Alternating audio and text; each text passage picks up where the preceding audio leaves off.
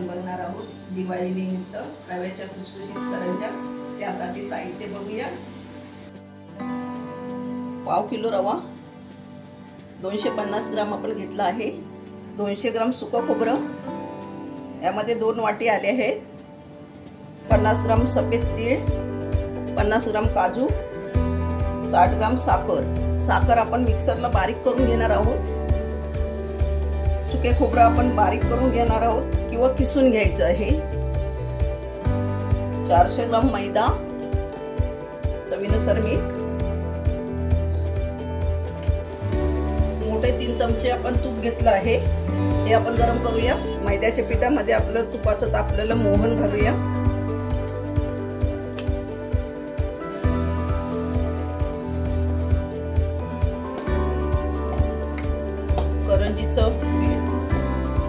करंजीचं आपण पीठ आता मळून घेणार आहोत। छान मोहन घातलं आहे। तुपाचं मोहन घातल्याने करंजी चांगली खुसखुशीत होते। थोडं थोडं पाणी घालून आपण करंजीचं पीठ मळून घेऊया। पाणी साधंच आहे।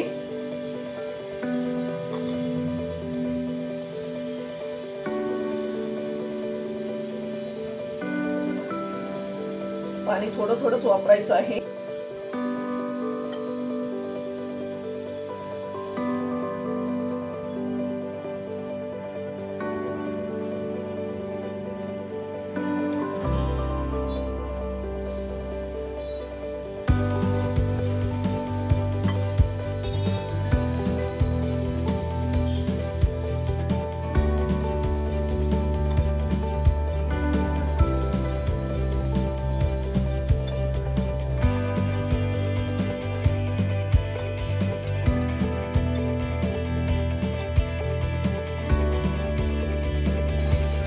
पीठ आपलं चांगलं मळून झालं आहे।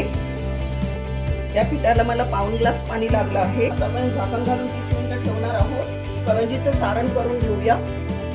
तेल भाजून घेऊया।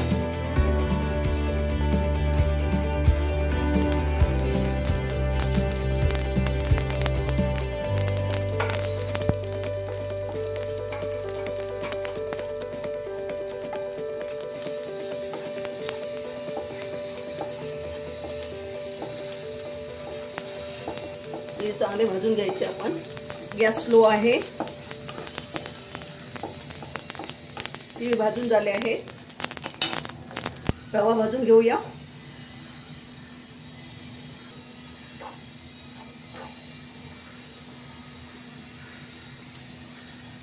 गॅस मीडियम केला आहे।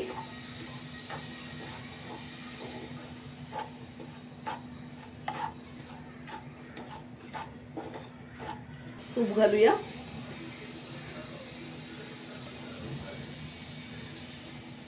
तीन चमचे आपण तूप घेतलं आहे।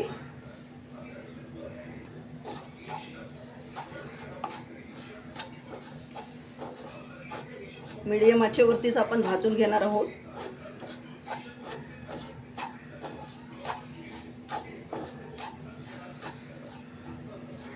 अजून 1 चमचा आपण तूप घालणार आहोत। रवा भाजताना आपण 4 चमचे तूप वापरलं आहे।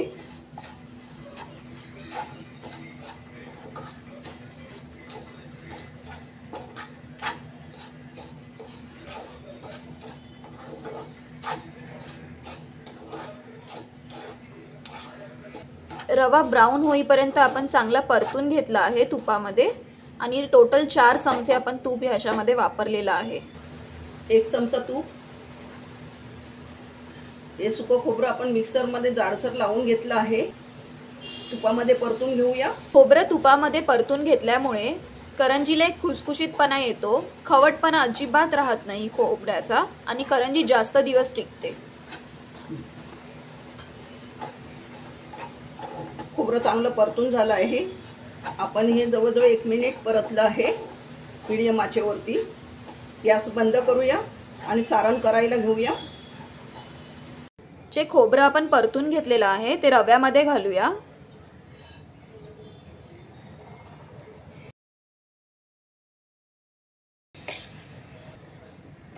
मिक्स करून घेऊया।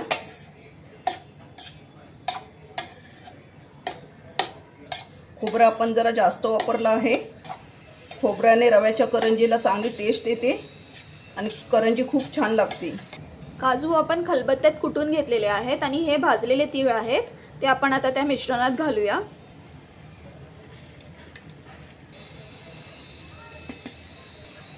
मिश्रण मिक्स करूया. साखर आपण बारीक केली आहे ते मिश्रणामध्ये घालून घेऊया. साखर आपल्या चवीनुसार आपण घालायची आहे. आपल्याला जर जास्त गोड हवा असेल तर ह्याच्यापेक्षा साखरेचं प्रमाण वाढवू शकतो. आणि हे पण लक्षात घ्यायचं आहे की खोबऱ्याला स्वतःचा एक गोडपणा आहे.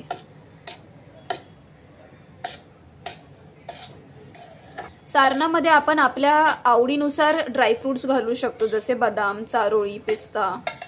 सारणामध्ये आपण वेलची पावडर घालून घेऊया. 2 चमचे आपण वेलची पावडर वापरली आहे.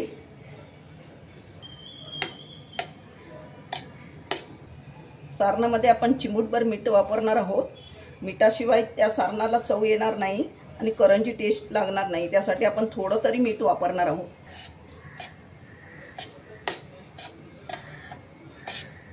पीठ मळल्यावरती अर्धा तास झाला आहे. पीठ चांगलं सेट झालं आहे. थोडंसं तेल घालून मळून घेऊया.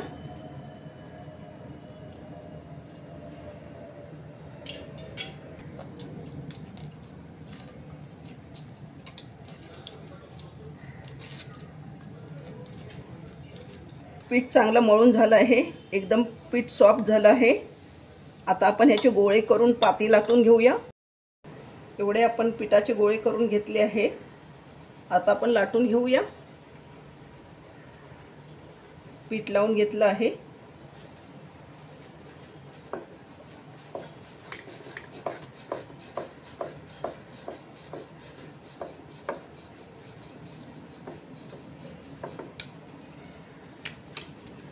करंजीची पात लाटून झाली आहे. सारण भरूया. पाती आपण पातळ लाटायची आहे. पाती जाड लाटली तर करंजी नरम होते.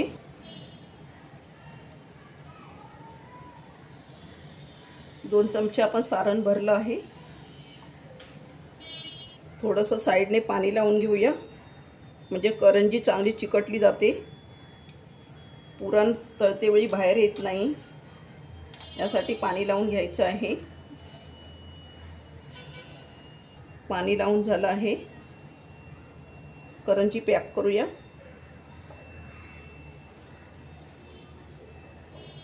चिरण्याने करंजी कापून घेऊया. तुम्हाला साच्यामध्ये टाकायचं असेल तर साच्यामध्ये टाकू शकता.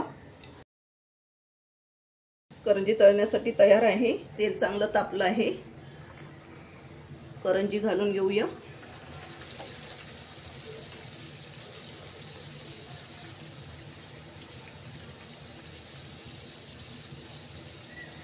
परतून घेऊया.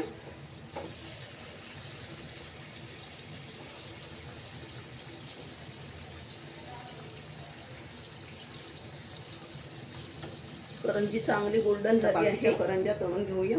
आपले रव्याचे करंजी बनून तयार आहेत. खूप टेस्टी झालेले आहेत. आतून खुसखुशीत आहेत आणि वरून क्रिस्पी झालेले आहेत. एक करंजी तुम्हाला तोडून दाखवते मम्मी. याचा क्रिस्प जर तुम्हाला ऐकायला आला असेल तर तुम्हाला कळलं असेल की खूप क्रिस्पी झाले आहेत. असे करंजी तुम्ही डेफिनेटली ट्राय करा या दिवाळीला. तुम्हाला नक्की आवडतील. हा व्हिडिओ आवडला असेल तर लाईक करा, फ्रेंड्स आणि फॅमिली सोबत शेअर करा आणि रसस्वादला सबस्क्राईब करायला विसरू नका. थँक्यू.